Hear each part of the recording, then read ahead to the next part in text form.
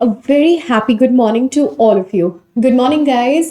सबसे पहले I welcome to all of you on my YouTube channel which is English by Gauri Ma'am. So आप सभी लोगों का स्वागत किया जा रहा है. जल्दी से इस चैनल को सब्सक्राइब कर लीजिए.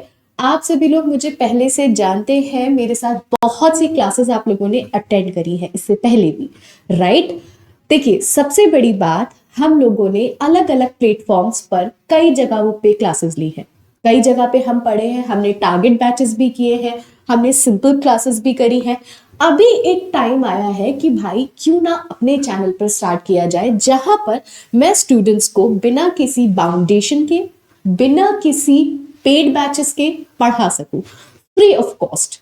यहाँ पर हर एक चीज फ्री ऑफ कॉस्ट है. आपको मटेरियल भी मिलेगा, वो भी मेरे टेलीग्राम चैनल पर मिलेगा. आप मेरा टेलीग्राम चैनल ज्वाइन कर सकते हो, English by Gauri ma'am. Okay, channel को सब्सक्राइब नहीं किया है तो उसको भी कर लीजिए, क्योंकि बहुत इंपॉर्टेंट वीडियोस आने वाले हैं, बहुत इंपॉर्टेंट क्लासेस आप लोगों के लिए आने वाली है.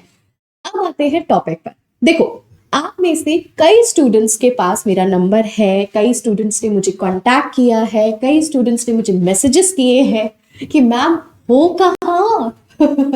ये क्वेश्चन बहुत आया था मेरे पास. भाई मैं कहीं नहीं, यही हूं, आपके पास हूं, और आपके पास फिर से क्लासेस लेने के लिए मैं आ चुकी हूं. अब देखो, हमें करना क्या है, हमें सभी बच्चों को लेकर के चलना है. हम केवल फाइन स्टूडेंट्स को लेकर के नहीं चलेंगे कि अच्छा भाई इनको इंग्लिश आती है तो केवल हम इनके लिए टारगेट बैचेस लाएंगे. नहीं, हम सब कुछ लाएंगे.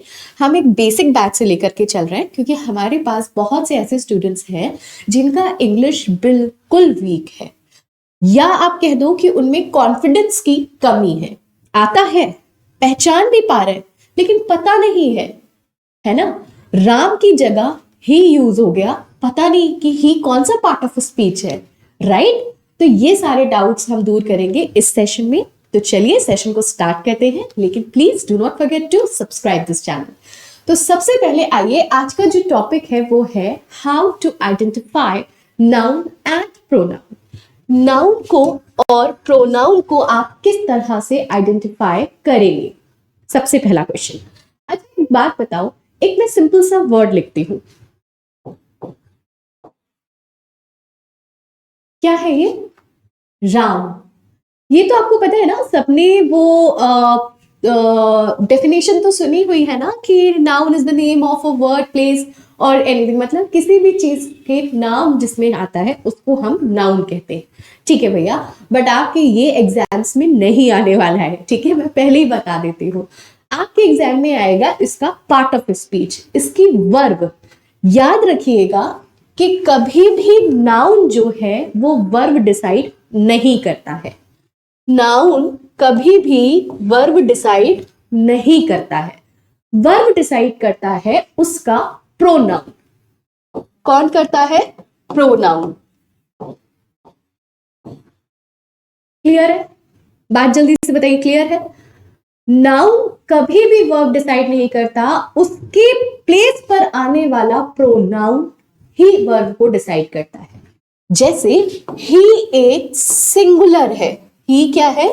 सिंगुलर है, राइट? अब आपको यह पता है कि हमें ही के साथ सिंगुलर वर्ब ही लगानी है. चाहे आप इज लगा दो, चाहे आप हैज लगा दो, है ना, वो तो अकॉर्डिंग टू द सेंटेंस लगेगा कि सेंटेंस किस फॉर्म में आया है, उस अकॉर्डिंगली हम लगाएंगे. कि प्रेजेंट का है तो इज लगेगा, है ना. सिंपल सी बात है. वर्ब ये तो हो गई आपकी हेल्पिंग वर्ब. ये क्या हो गई? आपकी हेल्पिंग वर्ब हो गई. अब इसके साथ फॉर्म कौन सी लगेगी? कॉन्टिन्यू लगेगी, क्या लगेगा, ये डिसाइड करेगा आपका पूरा सेंटेंस. ठीक है. अब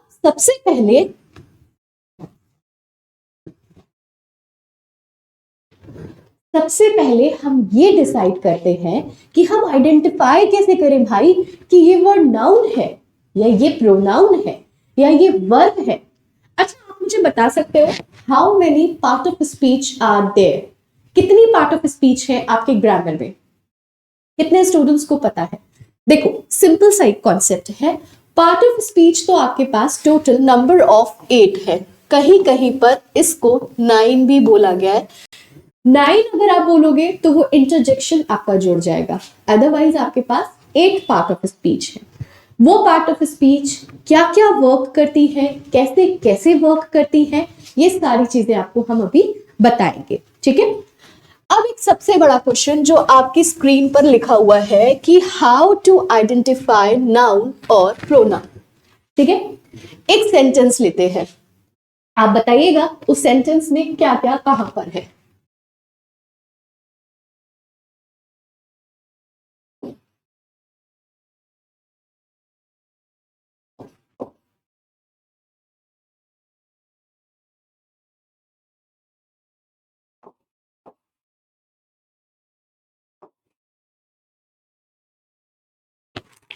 देखिए, आपकी स्क्रीन पर एक सेंटेंस दिया है मैंने, Shyam is playing in the ground.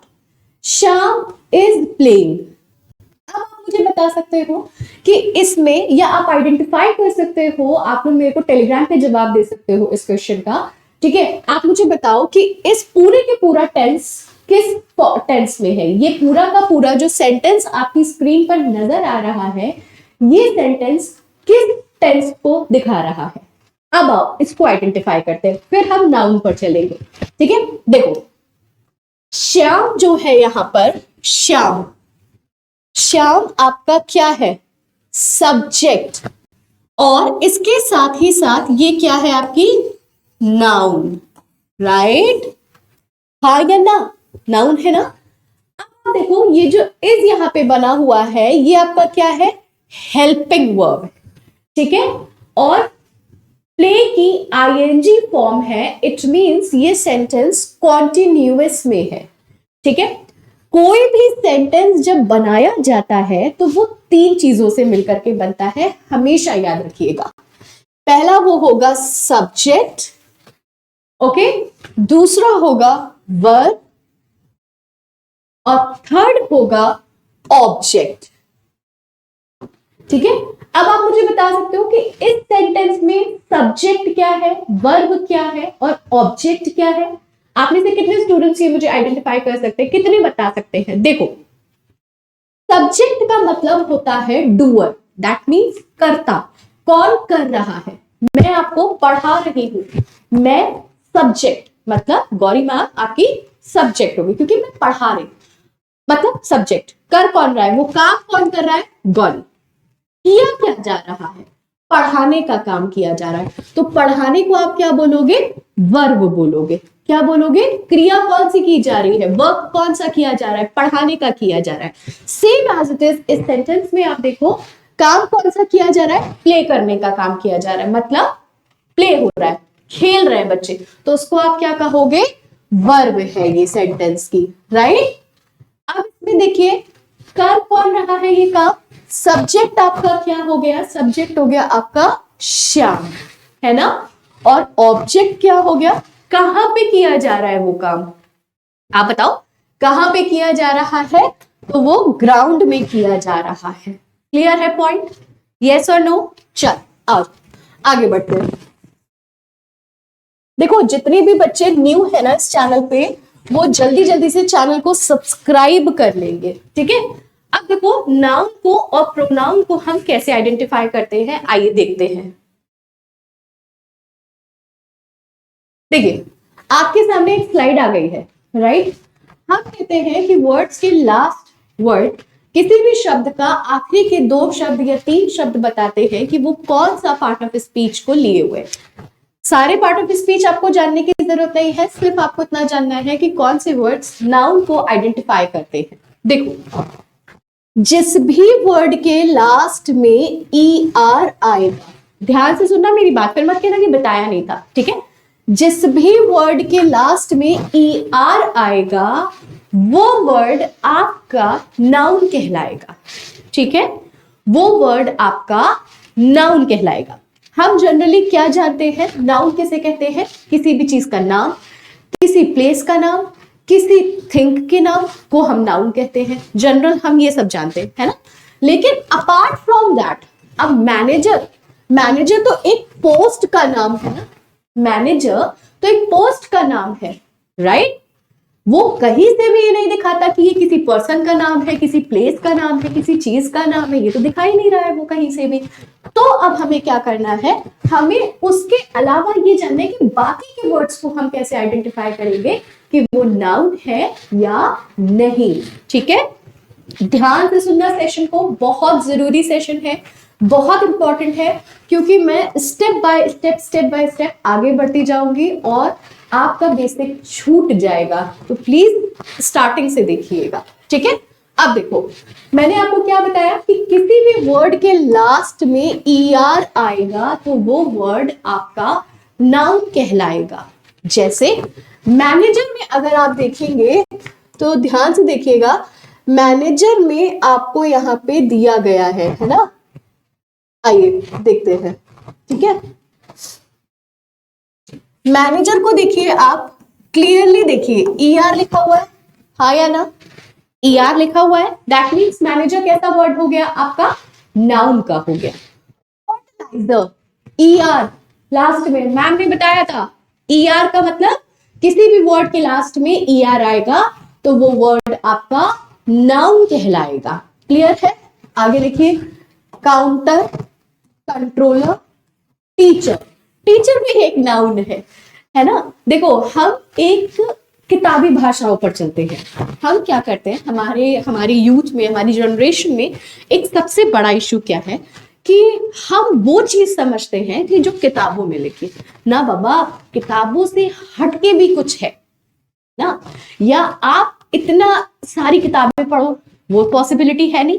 तो क्या है, आप सेशन को फॉलो करो, आपको हम बता रहे हैं, हम है ना आपके लिए। तो चलो, नाउन का जो मिथ हमने पढ़ लिया कि भाई किसी प्लेस के नाम को, किसी चीज के नाम को, किसी पर्सन के नाम को, या किसी भी चीज का जो नाम होता है उसको हम नाउन कहते हैं। बट अपार्ट फ्रॉम दैट, अगर किसी भी वर्ड के लास्ट में ER आता है तो वो वर्ड भी नाउन होता है।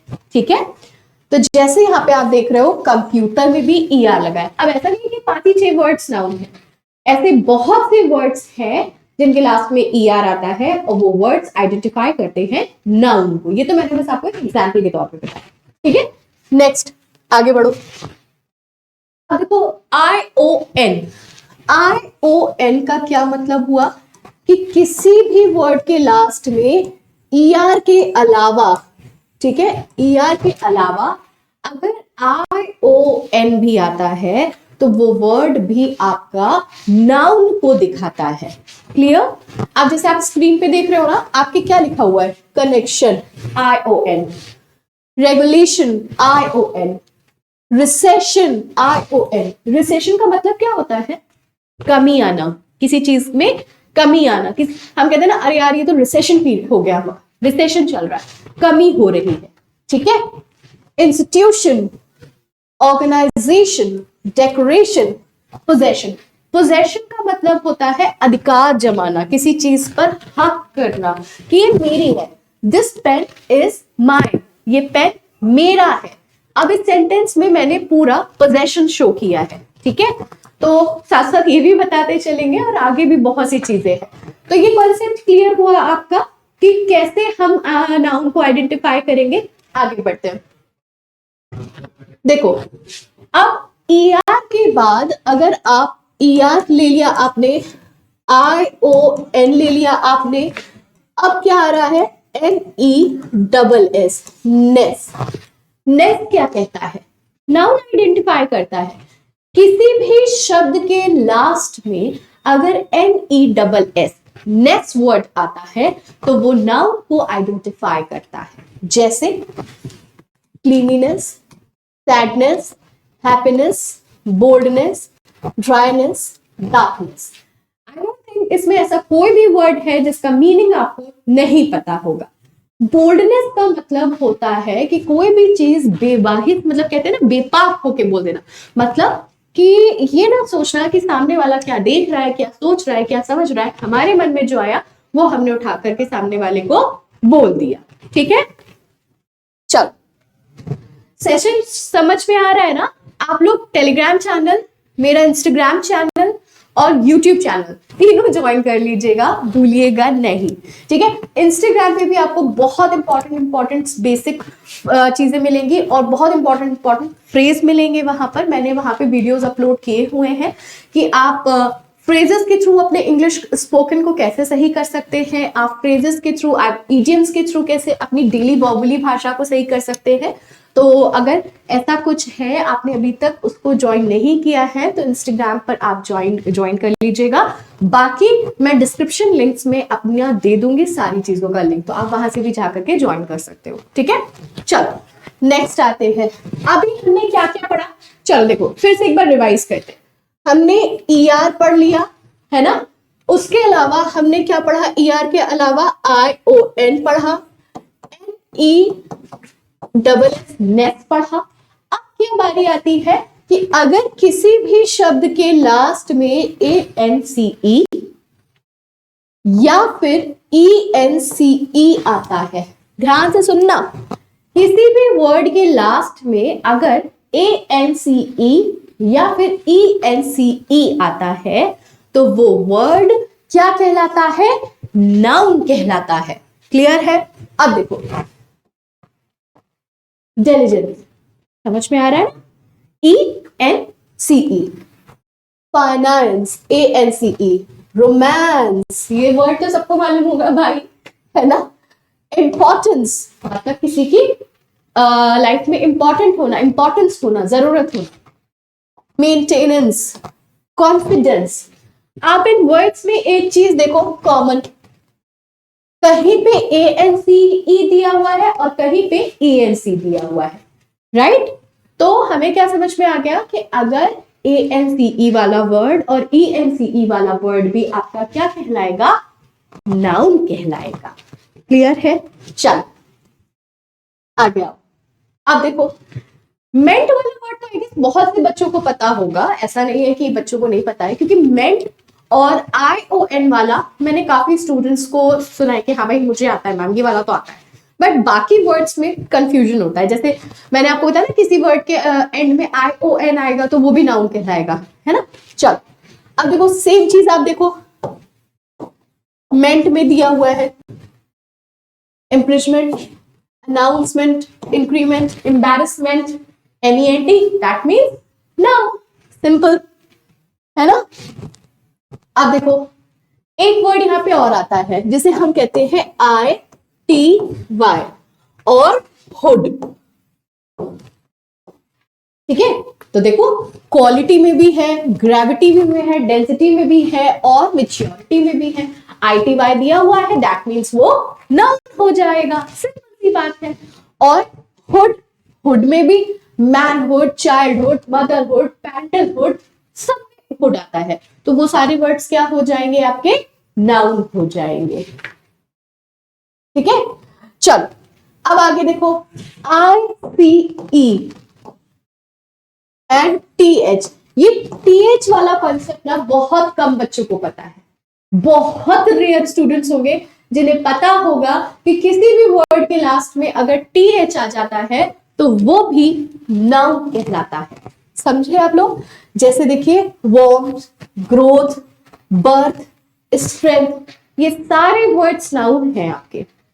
बहुत सिंपल सा कॉन्सेप्ट है, आप अपने दिमाग में बस एक चीज रखो और साथ ही साथ नोट्स बना लो, कॉपी में मेंटेन करो कि ये सारे वर्ड्स अगर किसी वर्ड के लास्ट में आते हैं, जैसे ER, ION, ANCE या ENCE या ICE या TH, ये सारे वर्ड्स आपके क्या कहलाएंगे, नाउन कहलाएंगे, ठीक है। चलिए लेट्स, अब आती है होमवर्क की बारी। तो होमवर्क क्या दिया जाए भाई, आज का सबसे बड़ा क्वेश्चन कि मैम होमवर्क क्या मिलेगा। अब आप लोग मुझे बताएंगे इसका आंसर टेलीग्राम चैनल पर कि इससे जुड़े हुए और कितने नाउन्स आप जानते हो जो यहाँ पर अभी मैंने आपको नहीं बताए। ये भी पूरा सेशन नहीं है, इतना जान लीजिए, अभी और सेशन आना बाकी है, और भी चीजें बाकी है, और अभी और भी बताऊंगी आपको कि नाउन को आप आइडेंटिफाई कितने वर्ड से कर सकते हैं। आप में से जितने भी स्टूडेंट्स जानते हैं कि जो वर्ड्स मैंने बताए अपार्ट फ्रॉम दैट और कितने वर्ड ऐसे हैं जिनके थ्रू हम नाउन को आइडेंटिफाई कर सकते हैं, उन सभी बच्चे, सारे के सारे बच्चे कमेंट सेक्शन देंगे। कहां पर? टेलीग्राम चैनल पर। ठीक है, तो बताना मत भूलिएगा और हम आपसे मिलेंगे नेक्स्ट सेशन में, नेक्स्ट क्लास में। तब तक के लिए प्लीज इस चैनल को आप लोग सब्सक्राइब कर लीजिए, इंग्लिश बाय गौरी मैम। इसी नाम से मैं आपको टेलीग्राम, इंस्टाग्राम हर जगह मिलूंगी। तो तब तक के लिए ख्याल रखिएगा अपना। Take care, bye bye.